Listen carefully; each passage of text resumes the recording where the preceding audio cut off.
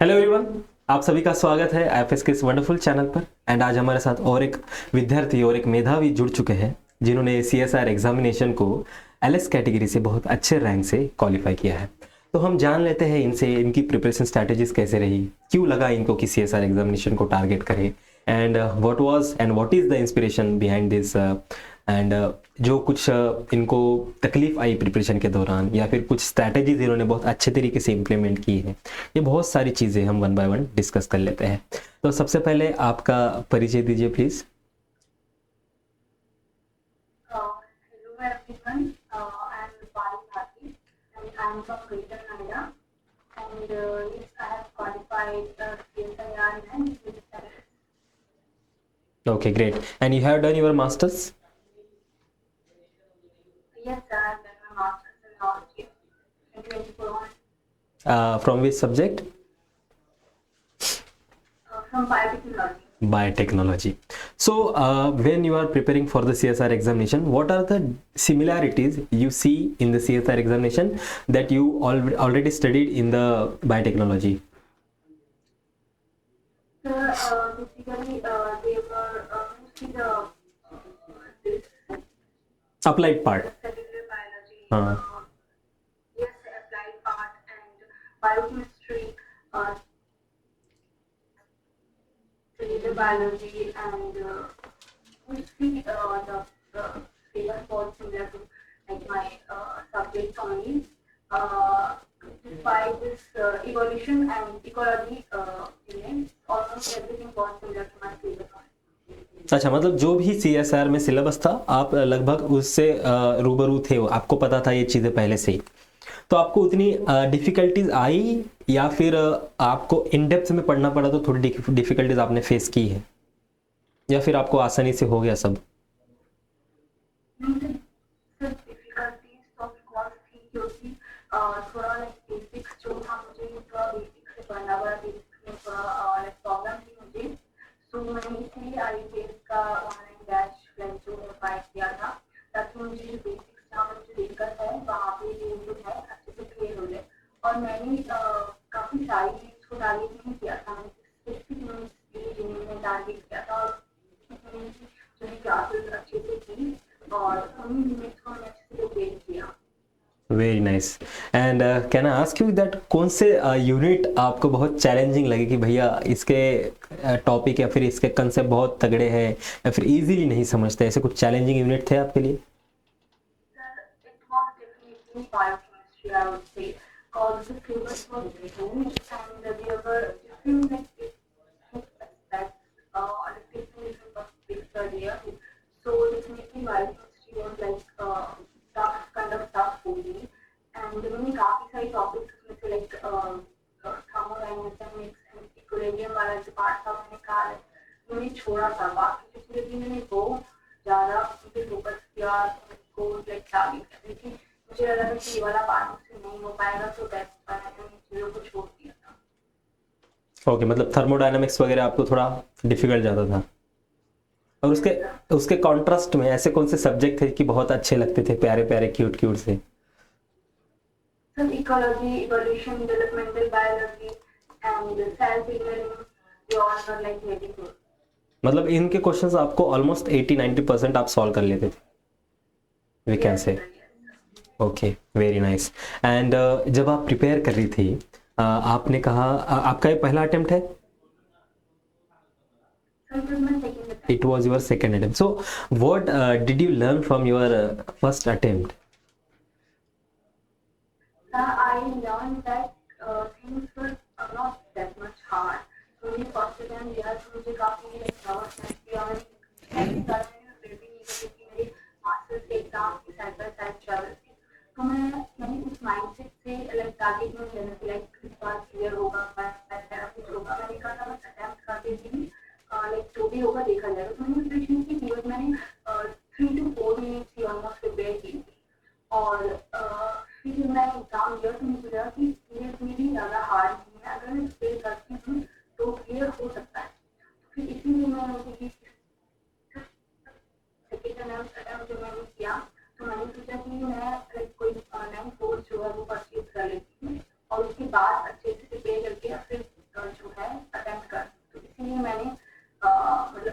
Join किया और मैंने वहाँ से ऑनलाइन वो था कोर्स भी परचेज किया। उसके साथ साथ मैंने यूट्यूब के लेक्चर्स थे वो भी मैंने जो है अटेंड किए थे। यूट्यूब के लेक्चर्स में मुझे काफ़ी ज़्यादा हेल्प मिली, क्योंकि जब एंड आने वाला होता है आपका, लाइक जब एग्जाम आने वाला होता है तो आप बहुत लॉस्ट फील करते हैं। इसलिए मैंने फील किया था थोड़ी कंफ्यूज थी कि लाइक रिविजन जो है वो किस तरीके से करना है, कैसे रिविजन हो पाएगा, मुझे समझ नहीं आ रहा था कि मैं रिविजन कैसे करूँ बिल्कुल। तो मैंने उस टाइम पे केसी सर ने और क्लास सर ने जो ऑनलाइन सीरीज में कमा निकाली थी लेक्चर्स की यूट्यूब पे, उसमें मेरा बहुत ज़्यादा हेल्प किया। तो उसकी वजह से मैं जैसे बहुत सारी मिक्स कर दी, रिविजन जो है वो हो गया था, जो कि मैं नहीं कर पा रही थी खुद से। तो वो बहुत ज़्यादा लाइक मैंने नोट्स बनाए थे साइड बाई साइड, मेरे पास नोट्स थे और साथ में फिर लेक्चर्स का साथ सही रिवाइज हो रहा था, तो उससे मुझे बहुत ज़्यादा हेल्प। Very good. एंड अगर मैं PYQs की बात करूं तो आप PYQ सॉल्व करते थे या करते थे? ऑब्वियसली करते थे, तो कितने मात्रा में आप उसको इम्पोर्टेंस देते थे? सर मैं PYQ में ये नहीं कहूँगी मैं PYQ स्टेज में सॉल्व करती, बट मैं जब भी करती थी मैं सोचती थी जितना ज़्यादा मैं कर सकती उतना ज़्यादा मैं जो है कर दी थी। लाइक हफ्ते में 2-3 बार मैं PYQ जो है सॉल्व करती थी, मतलब पूरा दिन से PYQ को ही देखती थी। इनफैक्ट मैं तो ये सोचती थी कि मैं काफ़ी कम जो है PYQ अटेम्प्ट कर पा रही हूँ, फिर भी उतना कर पाती थी, मैं उतना करती। Very good. एंड अगर थोड़ा एग्जामिनेशन की बात कर ले, एग्ज़ाम की बात कर ले उस, तो A, B and C तीन पार्ट होते हैं एज वी नो। तो सबसे बेस्ट या फिर सबसे अच्छा पार्ट आपका कौन सा गया इस बार में? Sir C definitely C, because sir B part में जो होता है क्वेश्चन राइट। तो अगर आपको लाइक टॉपिक पता है तो ठीक है, अगर नहीं पता है तो आप नहीं छोड़ सकते। तो इसीलिए मैंने नेक्स्ट क्वेश्चन जो अटेम्प्ट किए तो मैंने सेक्शन सी से अटेम्प्ट किए। मैंने सेक्शन बी से काफ़ी कम क्वेश्चन अटेम्प्ट किए थे और प्रीवियस में भी काफ़ी सारे मेरे सही थे। तो section C was the scoring part for me. Right. And आपका A पार्ट कैसा था? जैसे सब टिपिकल बायोलॉजी स्टूडेंट्स का होता है वैसे था या फिर it was good? Sir A part को मैंने सच मैंने ए पार्ट के कुछ पढ़ा नहीं था, बट स्टिल मेरे 6 to 7 क्वेश्चंस जो थे वो लाइक करेक्ट थे। वाह, ग्रेट। मैंने स्टार्ट नहीं किया था ए पार्ट को, बट स्टिल लाइक उतना भी हार्ड नहीं हाँ, था। सिंपल लॉजिक से सॉल्व हो जाते हैं वो क्वेश्चंस जब आप उसको पढ़ोगे तब। कुछ कुछ बच्चे देख के ही डर जाते हैं, पढ़ने का ट्राई ही नहीं करते, तो इसलिए उनके सॉल्व नहीं होते। बट अगर आप देखोगे ना, विदाउट एनी प्रिपरेशन आप लॉजिक से, सिंपल लॉजिक से भी वो सॉल्व कर सकते हो। Right, exactly. एंड वो 3 घंटे कैसे रहे? हाँ, थोड़ा भी उसके बारे में अगर आपको पता हो तो वो राइट, एग्जैक्टली। सिंपल सिंपल चीज़ें भी अगर आपको थोड़ी बेसिक पता हो तो you can solve it. Exactly. And अगर मैं उस 3 घंटे की बात करूँ, माइंडसेट की बात करूँ, तो आपका माइंडसेट कैसा था उस 3 घंटे में? क्या क्या विचार आ रहे थे?